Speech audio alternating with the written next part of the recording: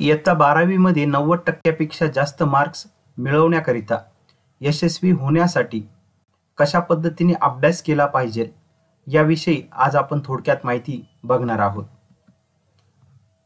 12वी मध्ये जे आता विद्यार्थी आहे या सर्व विद्यार्थ्यांनी आपलं एक नियोजन केलं पाहिजे, प्लॅनिंग केलं पाहिजे. काही विद्यार्थ्यांनी केलेलं देखील असेल.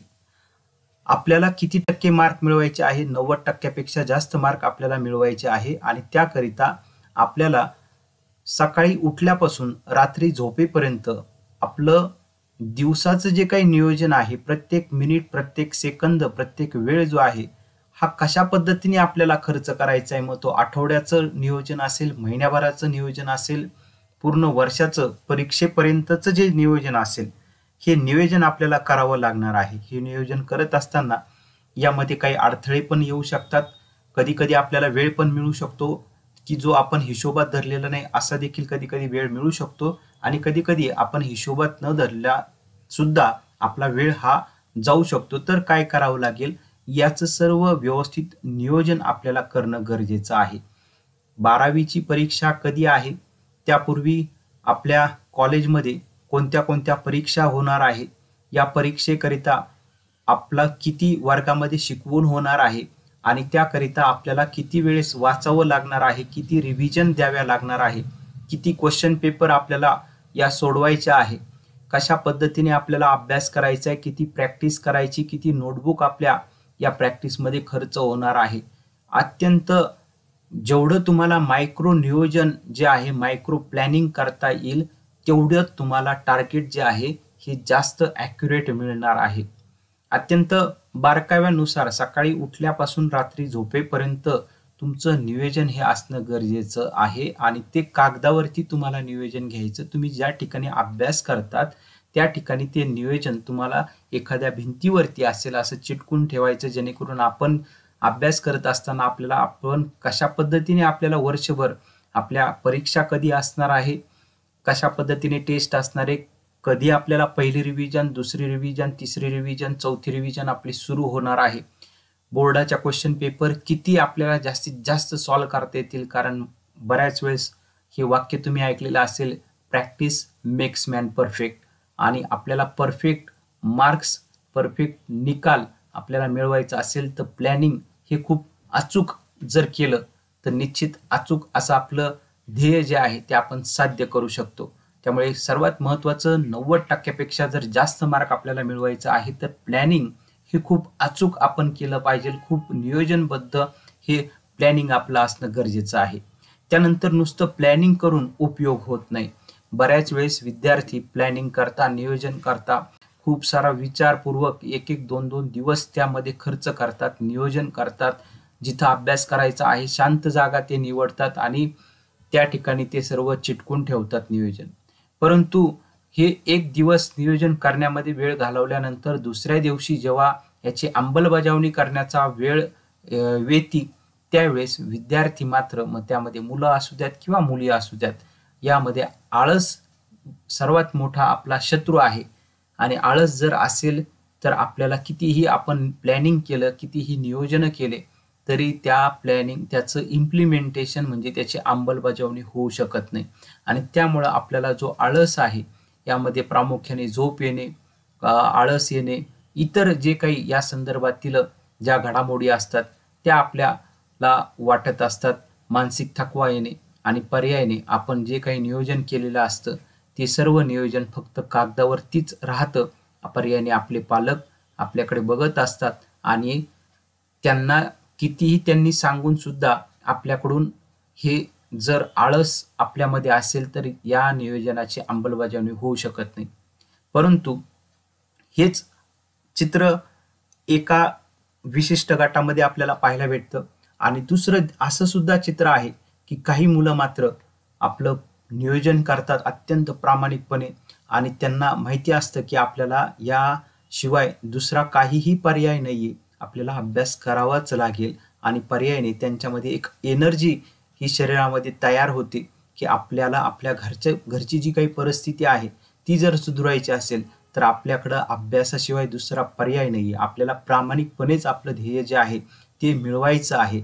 कुणी कितीही कोणत्याही पद्धतीने चुकीच्या पद्धतीने कुणी आपल्या पुढे जात असेल, मागं राहत असेल, आपल्याला त्याचा कोणताही विचार न करता आपल्याला आपली शर्यत ही आपल्या सोबतच आहे आणि आपल्याला पुढे जायचं आहे असं ध्येय काही विद्यार्थी मुलं आणि मुली अशा पद्धतीने ध्येयाशी अत्यंत एनर्जेटिक होऊन शरीरामध्ये एक ऊर्जा त्यांच्या निर्माण होत असते आणि या ऊर्जेमुळेच त्यांना सकाळ, दुपार, संध्याकाळ, रात्र काही त्यांना वाटत नाही आणि ते खूप जिद्दीनं त्यांचं टार्गेट मिळवण्याच्या जिद्दीनं ती सकाळपासून रात्रीपर्यंत त्यांना जेव्हा वेळ मिळेल त्या पद्धतीने ते अंमलबजावणी या वेळापत्रकाची करत असतात. कारण त्यांना त्यांच्या डोक्यामध्ये फक्त एकच चित्र असतं, अभ्यास आणि आपलं ध्येय हे मिळवायचं आणि ध्येय जर साध्य झालं तर पुढच्या गोष्टी ऑटोमॅटिकली या सुकर होणार आहे आणि आपल्या कुटुंबाची जो काही ज्या आपले सर्वांच्या इच्छा आहे त्या आपण पूर्ण करू शकतो. आपल्याला मनशांती सुद्धा या कामातून, या अभ्यासातून मिळत असते, नॉलेजमधून मिळत असते. असे सुद्धा खूप सारे विद्यार्थी असतात की जे नियोजन करतात आणि त्याचं इम्प्लिमेंटेशन म्हणजे त्याची अंमलबजावणी अत्यंत काटेकोरपणे हे करत असतात. त्यामुळे अत्यंत काटेकोरपणे आपण अंमलबजावणी करणं सुद्धा तेवढंच खूप गरजेचं आहे. त्याकरिता ध्येय वेळ हे माणसाला व्हावं लागतं. त्यानंतर पुढचा महत्त्वाचा मुद्दा, अभ्यास करत असताना पाठ्यपुस्तक म्हणजे टेक्स्टबुक. जे काही बोर्डाने टेक्स्टबुक दिलेले आहे, प्रत्येक आता त्यामध्ये 12th मध्ये 12वी वेगळे वेगळे बोर्ड्स असतात आणि यामध्ये आपले जे टेक्स्टबुक आहे ते टेक्स्टबुक आपल्याला काळजीपूर्वक वाचायचेच आहे. टेक्स्टबुक वाचत असताना काही विद्यार्थ्यांना असे सुद्धा काही विद्यार्थी असतात की त्यांना एकदा वाचून समजत नाहीये. काही विद्यार्थ्यांना 2-2 वेळेस वाचावं लागतं, काहींना 3 वेळेस वाचावं लागतं, काहींना 4 वेळेस. म्हणजे बऱ्याच वेळेस असं देखील आपल्याला पाहायला मिळत असतं की पहिल्यांदा जेव्हा आपण रीड करत असतो, वाचत असतो, तर त्यामध्ये आपल्याला फार काही त्यातलं समजत नसतं, परंतु तरी देखील आपल्याला ते पुस्तक वाचायचं आहे. परत जेव्हा आपण दुसऱ्यांदा वाचायला सुरुवात करतो, सेकंड रिव्हिजनला सुरुवात करतो, त्यावेळेस आपल्याला 10% ऐवजी थोडंसं त्याच्यामध्ये आणखी वाढ झालेली असते. एक 25 ते 30% आपल्याला समजायला सुरुवात होते. तिसऱ्या वेळेस जेव्हा आपण वाचायला सुरुवात करतो हे पूर्ण पुस्तक ब्रीफमध्ये, तर त्यावेळेस आपल्याला 60 ते 70% हे पुस्तक त्यातले कन्सेप्ट समजायला सुरुवात होते आणि जेव्हा चौथी किंवा 5व्या वेळेस हे पुस्तक जे आहे ते जवळपास आपल्याला सर्व 100% हे समजलेलं असतं आणि त्यामुळं टेक्स्टबुक हे आपल्याला वाचायचंच आहे. नुसतंच टेक्स्टबुक, कारण टेक्स्टबुकनुसारच तुमची बोर्डाची प्रश्नपत्रिका ही सेट होत असते.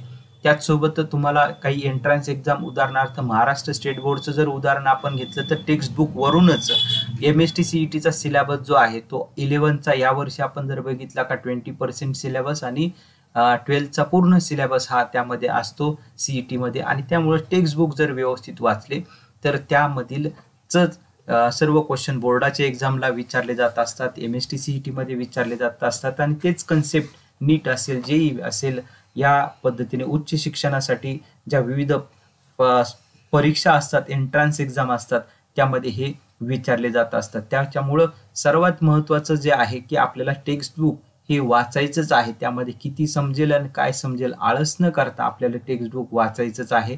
याच्यातून सर्व आपल्याला कन्सेप्ट क्लिअर करून घ्यायचे आहे. याचा खूप सारा उपयोग आणि खूप सारा फायदा त्यामध्ये होत असतो. टेक्स्टबुक वाचत असतानाच आपल्याला ते वर्गामध्ये, क्लासमध्ये जे आपले शिक्षक कन्सेप्ट समजून सांगताय ते सर्व कन्सेप्ट आपल्याला समजून घ्यायचे आहे, अंडरस्टँड करायचे आहे.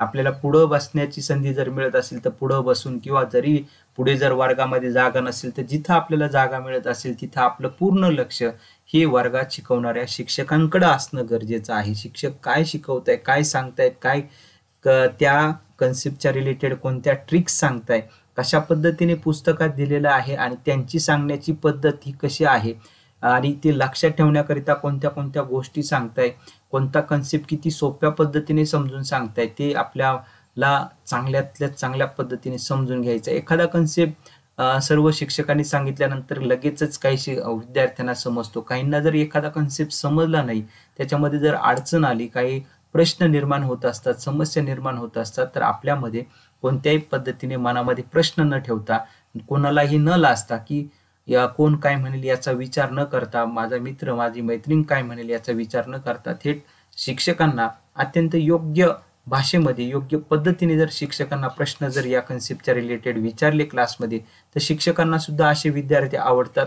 की जे आपलं शांतपणे ऐकून घेताय आणि शांतपणे समजून घेताय आणि एखादा कन्सेप्ट जर समजत नसेल तर चांगल्या पद्धतीने विचारताय, असे विद्यार्थी शिक्षकांना आवडत असतात.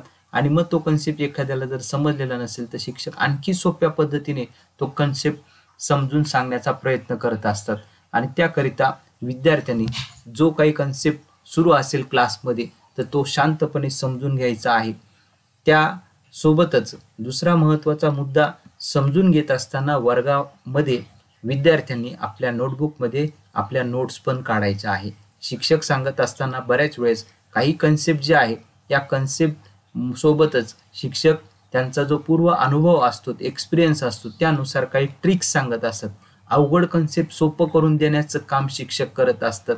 आणि ही भावना जेव्हा विद्यार्थ्यांना समजते तर ते आपण आपल्या नोटबुकमध्ये जे आहे ते लिहून घ्यायचं असतं. वर्गातील ज्या क्लासमधील नोट्स आहेत त्याच्यामध्ये त्या लिहून घ्यायचं असतं. आपल्या क्लास नोट्स शिक्षक जे काही बोर्डवरती लिहून देत असतील, काही शिक्षक स्वतःच्या नोट्स देत असतात.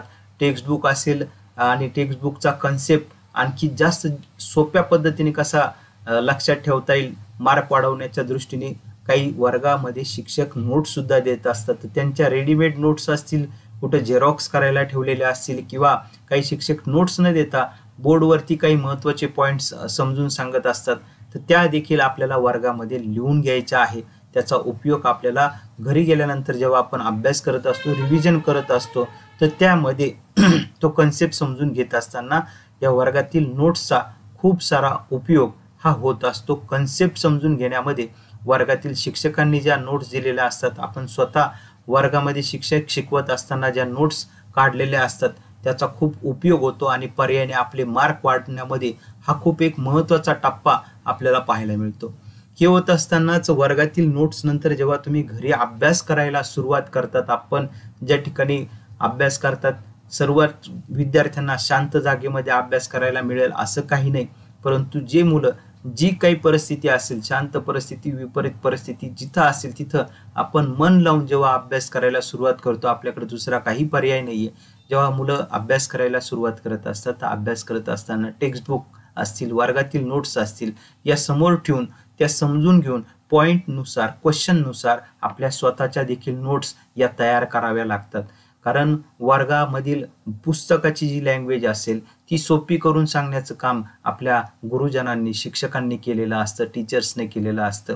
आणि ते आणखी त्याच्यापेक्षाही जास्त आपण क्लासमध्ये अंडरस्टँड करून घेतो, समजून घेतो आणि ते आणखी सोप्या पद्धतीने आपल्या शब्दामध्ये आपण रूपांतरित करत असतो. त्याला आपल्या स्वतःच्या सेल्फ नोट्स आपण म्हणत असतो. मग काही अवघड कन्सेप्ट असतात, ते अवघड कन्सेप्ट परत सोपे करण्याकरिता आपण स्वतःच्या सेल्फ नोट्स या तयार करत असतो. मग त्या ठिकाणी काही विद्यार्थी जे शिक्षकांकडून नोट्स आलेल्या असतात त्याच्यावरतीच हायलायटरच्या साहाय्याने, पेन्सिलच्या साहाय्याने किंवा त्याच ठिकाणी काही लिहून ठेवतात.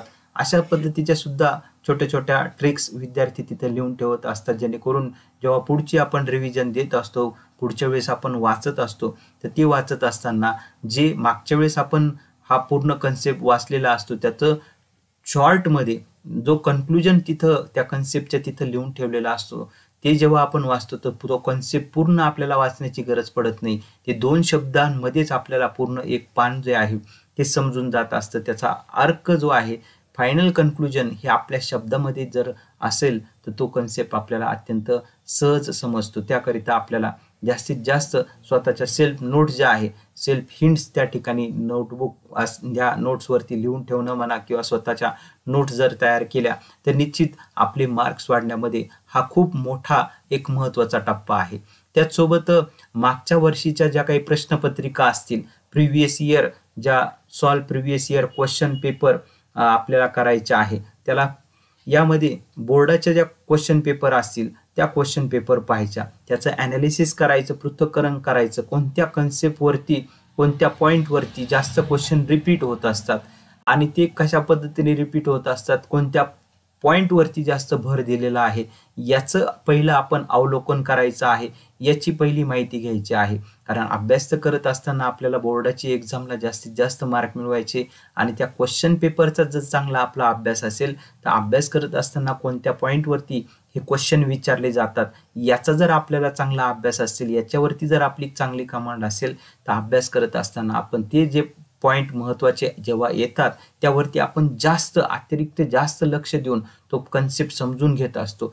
त्याच्यावरती जर एखादा कन्सेप्ट अवघड असेल आणि त्या अवघड कन्सेप्टला पुन्हा सोपं रूप देत असतो आणि त्या पद्धतीने जर आपण अभ्यास केला तर त्याचा निश्चितच मार्क वाढवण्यामध्ये आणखी जास्त हा फायदा आपला होत असतो. त्याच्यामुळे जुन्या जास्तीत जास्त ज्या काही क्वेश्चन पेपर असतील, किमान 3 ते 4 वर्षाचा तरी आपण क्वेश्चन पेपर जुन्या बघितल्या, त्याचं ॲनालिसिस केलं आणि ते पॉईंट जर परफेक्ट जर केले तर आपल्याला आणखीन जास्त मार्क जे आहे हे आपले 100% मिळतातच. आणि तो क्वेश्चन बोर्डाला जो विचारला गेलेला आहे तो कशा पद्धतीने लिहायचा, आपलं अक्षर प्रेझेंटेशन खूप चांगलं असणं गरजेचं आहे. पेपर लिहिताना प्रेझेंटेशन खूप चांगलं असणं गरजेचं आहे. टाइम मॅनेजमेंट हे पेपरमध्ये लिहिताना खूप महत्त्वाचं असणार आहे.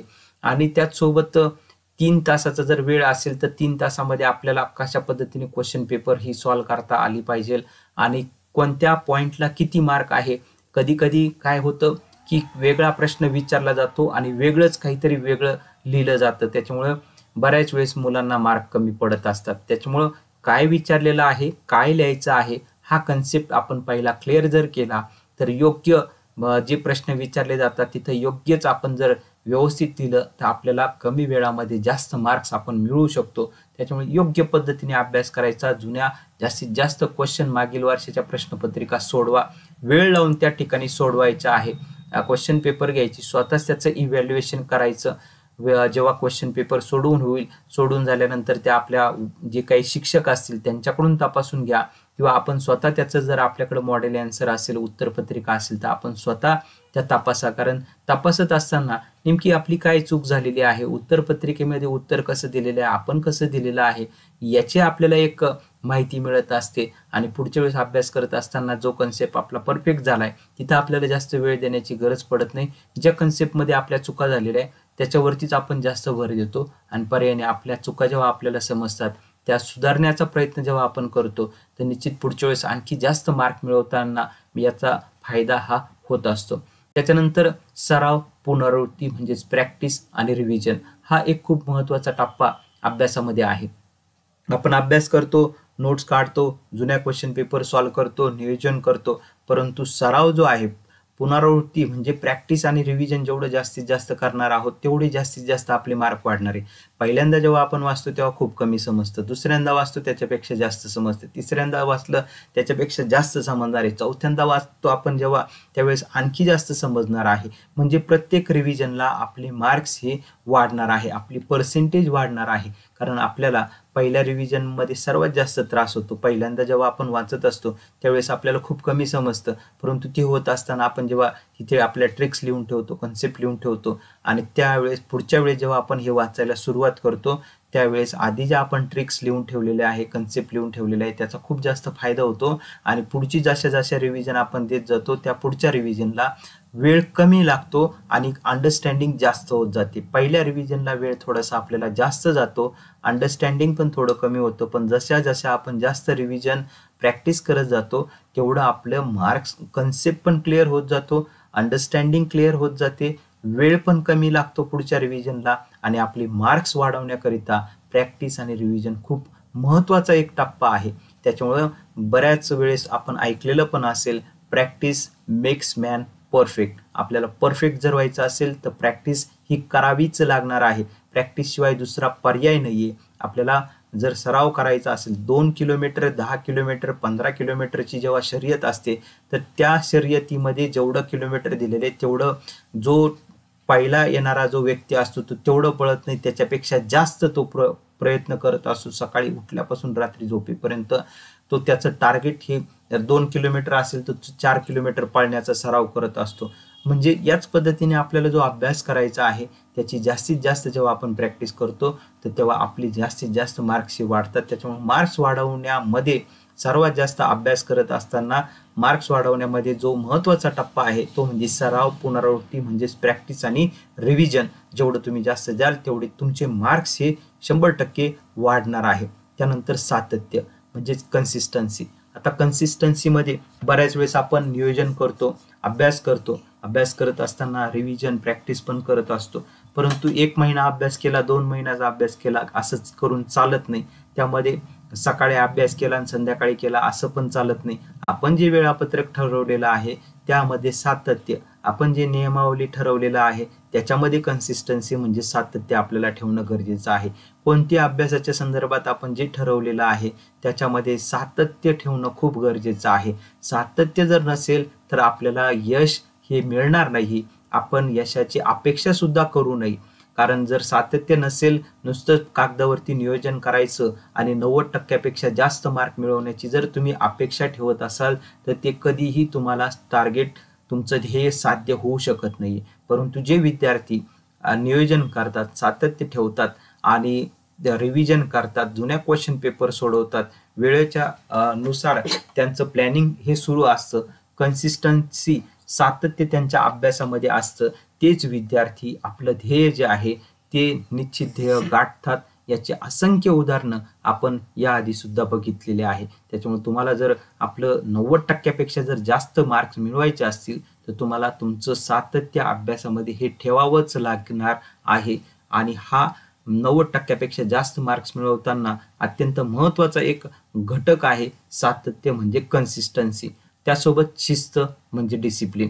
आता आपल्याला एवढं मोठं टार्गेट हे अचीव करायचं आहे आणि त्याकरिता आपण सर्व नियोजन केलेलं आहे, अभ्यास करतोय, जुन्या क्वेश्चन पेपर, टेक्स्टबुक बघतोय, क्लास नोट्स काढतोय, घरी आल्यानंतर रिव्हिजन करतोय, प्रॅक्टिस करतोय, कन्सिस्टन्सी आपली चाललेली आहे. आपण जे नियम ठरवून घेतलेले आहे ते शिस्त म्हणजे डिसिप्लिन जर आपल्याकडे असेल तर आपलं ध्येय आपण निश्चित पार पाडू शकतो. कधी कधी त्यामध्ये जर काही अडथळे देखील येत असतात, परंतु आपल्याकडे शिस्त जर असेल, डिसिप्लिन असेल तर कितीही मोठे अडथळे येऊ द्यात, कितीही मोठ्या अडचणी येऊ द्यात, आपल्याकडे शिस्त आणि डिसिप्लिन असेल तर कितीही मोठे अडथळे आले तर त्यांना आपण पार करून आपण पुढे जात असतो. त्याच्यामुळे आयुष्यामध्ये नुसतं 12वीच नाही, 12वीमध्ये चांगले मार्क्स तर याच्या मार्फत तुम्हाला मिळू शकतात, पण आयुष्यामध्ये सुद्धा तुम्हाला जर सक्सेसफुल व्हायचं असेल तर शिस्त आणि डिसिप्लिन आपल्या आयुष्यामध्ये जर असेल तर निश्चित आपण पुढं पार आपलं टार्गेट पूर्ण करू शकतो. त्यामुळे अभ्यासामध्ये शिस्त असणं खूप गरजेचं आहे.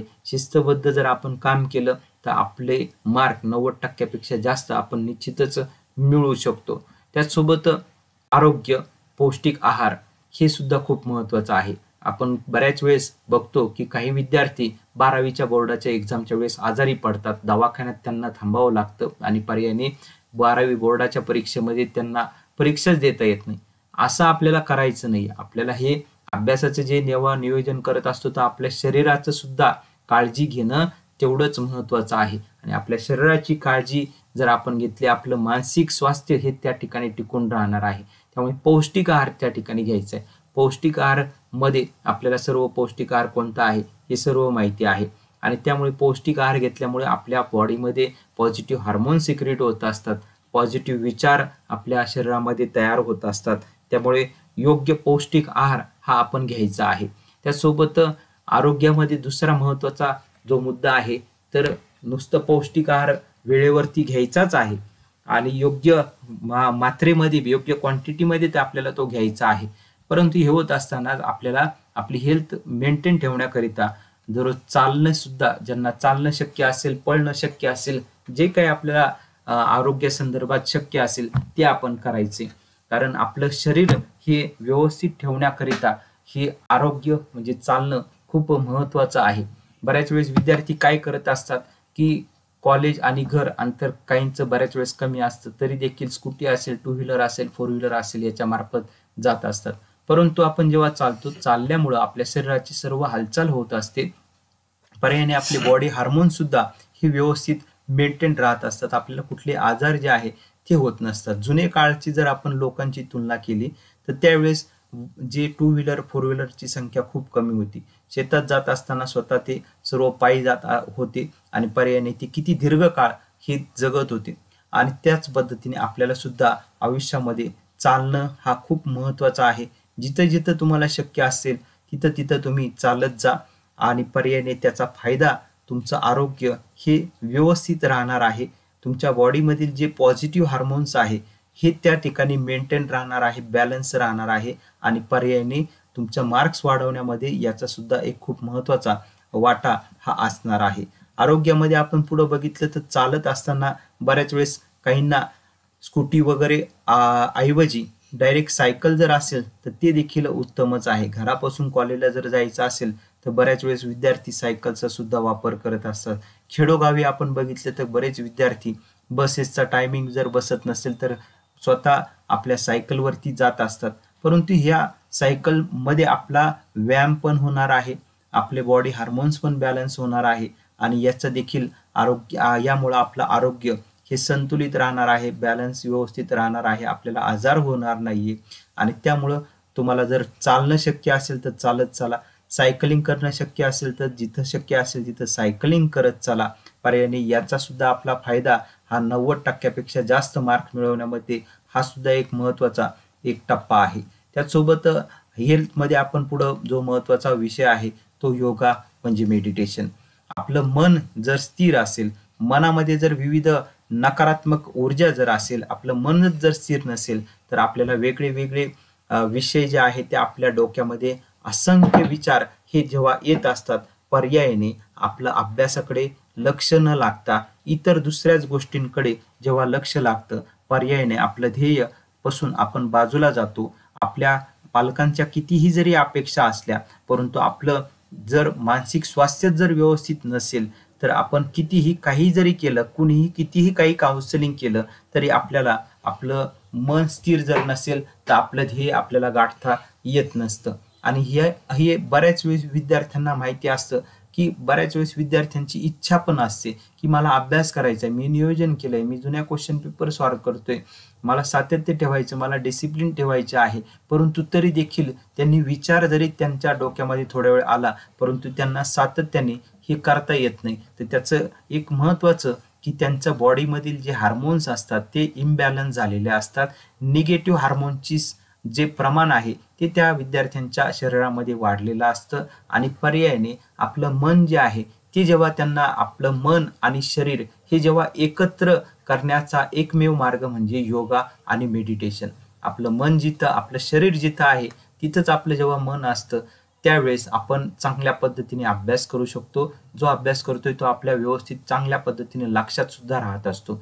परंतु जेव्हा आपल्या मनामध्ये निगेटिव्ह विचार येत असतात, निगेटिव्ह हार्मोनची प्रमाण वाढलेलं असतं तर त्यावेळेस काय झालेलं असतं, आपलं मन आणि शरीर याच्यामध्ये खूप सारं अंतर हे पडलेलं असतं. मन सातत्याने विचलित होत असतं. तर ते जर आपल्याला अवॉइड करायचं असेल तर त्याकरिता योगा आणि मेडिटेशन हे खूप महत्त्वाचं आहे. त्याच्यामुळे जेवढं शक्य असेल आपल्या नियोजनामध्ये हा देखील एक महत्त्वाचा मुद्दा, याला सुद्धा एक महत्त्वाची वेळ ही आपल्याला करायची. दररोज 5 ते 10 मिनिट जरी आपण योगा आणि मेडिटेशनला जरी दिला तरी आपलं शरीरामधील मन जे आहे ते स्थिर राहणार आहे. मन स्थिर राहिलं तर अभ्यास वर्गामध्ये शिकवलेलं आपलं समजणार आहे. शिकवलेलं समजल्यानंतर कन्सेप्ट आपले क्लिअर होणार आहे. घरी आल्यानंतर होमवर्क आपला व्यवस्थित होणार आहे.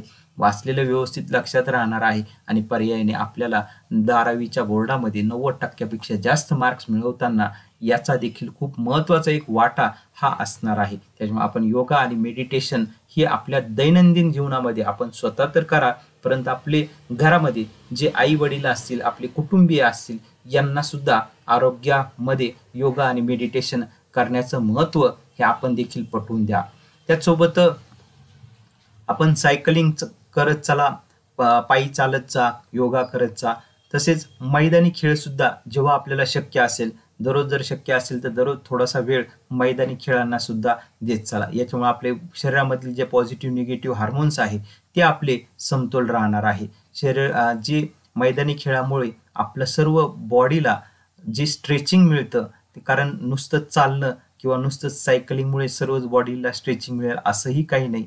तर पूर्ण बॉडीला जर स्ट्रेचिंग करायचं असेल तर त्याकरिता आपल्याला मैदानी खेळ हे निश्चित एक महत्त्वाचा टप्पा असणार आहे. मैदानी खेळामुळे आपली पूर्ण बॉडी ही स्ट्रेच होत असते आणि आपले शरीरातील सर्व जे घटक आहे ते बॅलन्स राहण्यामध्ये तसेच पूर्ण शरीरातील जे अवयव आहे त्यांचं देखील सर्व रुटीन हे व्यवस्थित राहतं, मेंटेन राहतं आणि पर्यायाने आपल्या शरीरातील हार्मोन सुद्धा व्यवस्थित राहतात आणि त्यामुळं आपलं मन स्थिर राहणार आहे, आपल्याला विविध आजार होणार नाही, आपली रोगप्रतिकार शक्ती चांगली असणार आहे, आपण जे काही खाल्लेलं असेल ते व्यवस्थित आपल्याला पचणार आहे, पाचनशक्ती आपली वाढते, जे कॉन्सन्ट्रेशन लेवल आहे ती आपली वाढते आणि ध्येय गाठण्याकरिता कशा पद्धतीने पेशन्स आपल्याला ठेवायचे हे खेळामधून समजतात.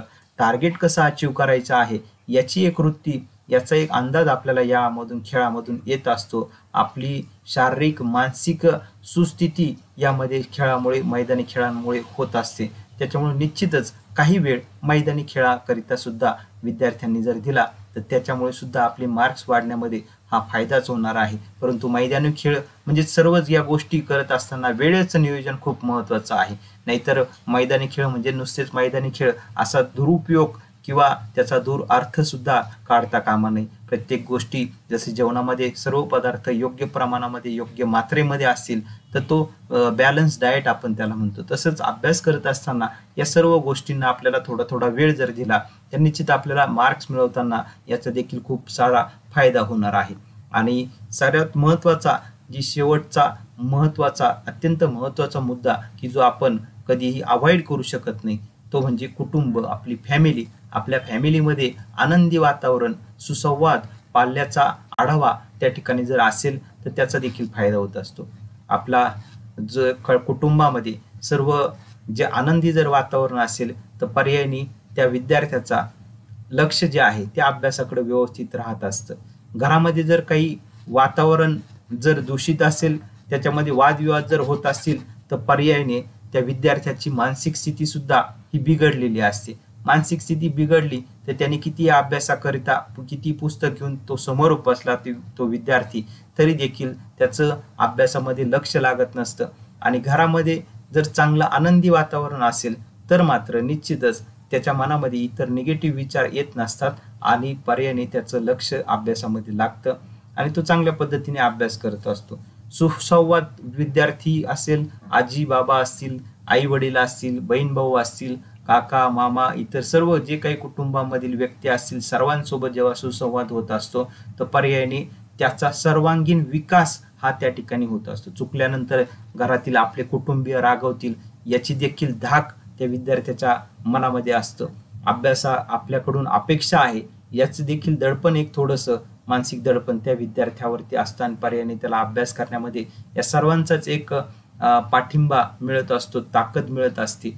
आणि हे होत असताना आपल्या पाल्याचा देखील पालकांनी आढावा घ्यायचा आहे. विद्यार्थी जेव्हा कॉलेजला येत असतात, 11वी 12वीला येत असतात तर नकळत त्यांच्या शरीरामध्ये काही विविध हार्मोन्स देखील त्या ठिकाणी वाढ होत असते. त्यांना चांगल्या वाईट गोष्टी या बऱ्याच वेळेस समजत नसतात. काही विद्यार्थ्यांना त्या समजतात, काही विद्यार्थ्यांना ते समजत पण नसतात. त्याच्यामुळे चुकी होऊ नये, कोणत्याही गोष्टी त्यांना योग्य आहे अयोग्य आहे हे समजताना काही विद्यार्थ्यांचं कन्फ्युजन होत असतं, गोंधळ होत असतो. तर त्याकरिता आपण आपल्या पाल्याचा, आपला मुलगा आपला मुलगी कॉलेजला वेळेत जाते का, कॉलेजला वेळेमध्ये उपस्थित राहतात का, प्रॅक्टिकलला वेळेत जातात का, जेवण वेळेवरती करतात का, घरून जो टिफिन दिलेला आहे ते खातात का, वर्गामध्ये किती वेळ उपस्थित असतात, प्रत्येक लेक्चर करतात का, शिक्षकांबरोबर त्यांचा सुसंवाद कसा आहे, वर्गामध्ये अभ्यास करतात का गैरहजर राहतात, इतर ठिकाणी कुठं जातात, अभ्यास सोडून खेळत बसतात का. तर या सर्व गोष्टींचा घरी आल्यानंतर अभ्यास पूर्ण करतात का, जर्नल पूर्ण करतात का, क्लासवर्क जो दिलेला आहे तो पूर्ण करतात का, मित्रांबरोबर त्यांचा कसा सुसंवाद आहे, कोणते मित्र आहे, शिक्षकांकडून सुद्धा त्या संदर्भात रिव्ह्यू किंवा त्यांचे जे मित्र असतील त्यांच्याबरोबर सुद्धा एक मैत्री करून सुसंवाद ठेवून आपला पाल्य कशा पद्धतीने हा वागतोय याचा देखील एक पाठपुरावा जो आहे तो पालकांनी निश्चित घेत राहावा. यामध्ये अविश्वासाचा हा विषय नाहीये, परंतु बऱ्याच वेळेस काही मुलं हे आपल्या घरच्यांना काही त्रास होऊ नये किंवा घरच्यांपासून काही गोष्टी लपवतात, त्यामध्ये काही विद्यार्थ्यांवरती काहीतरी दडपण लादलेले असतात, असे सुद्धा विद्यार्थी असतात आणि पर्यायाने त्याच्यातून काही दुर्घटना ज्या आहे त्या दुर्घटना या घडत असतात आणि या दुर्घटना जर आपल्याला टाळायच्या असतील तर निश्चितच विद्यार्थ्यांचा आपल्या पाल्याचा सातत्याने आढावा जर घेतला तर कुठे पुढे मोठं कोणतंही संकट येत नाही. पर्यायाने जो विद्यार्थी असतो त्या विद्यार्थ्याला सुद्धा एक मानसिक दडपण असतं की आपले जे पालक आहे, आपले आई वडील जे आहे ते आपला जे काही आढावा आहे अभ्यासाचा, परीक्षेचे मार्क्स विचारताय शिक्षकांना, आपण कशा पद्धतीने अभ्यास करतोय याचा पाठपुरावा हे घेत असतात आणि त्यामुळे त्या विद्यार्थ्यांवरती एक थोडंसं मानसिक दडपण देखील असतं की आपल्याला चांगल्यातले चांगले मार्क्स हे मिळाले पाहिजे. परंतु हे होत असताना पालकांनी सुद्धा एक ठराविक लिमिट पर्यंतच विद्यार्थ्यांचा आढावा हा घेतला पाहिजे. त्यांच्यावरती विनाकारण बंबार्डिंग सुद्धा होता कामा नये. कारण बऱ्याच वेळेस काही पालक जे आहे, काही आई वडील जे आहे ते खूप सारं या विद्यार्थ्यांवरती बर्डन आणतात की असंच झालं पाहिजे, तसंच झालं पाहिजे, एवढेच मार्क मिळाले पाहिजे, असाच अभ्यास कर आणि त्यांना बऱ्याच वेळेस अपमानित करतात आणि अपमानित केल्यामुळं त्या विद्यार्थ्यांमध्ये जो पॉझिटिव्ह त्यांच्यामध्ये निर्माण व्हायला पाहिजे त्याऐवजी त्यांच्यामध्ये एक निगेटिव्हिटी तयार होत असते, न्यूनगंडता तयार होत असते आणि ते विद्यार्थ्यांनी पॉझिटिव्ह कडे जात नाही ऐवजी ते विद्यार्थी आणखी निगेटिव्ह कडे जात असतात. त्यांच्यावरती मानसिक दडपण येतं.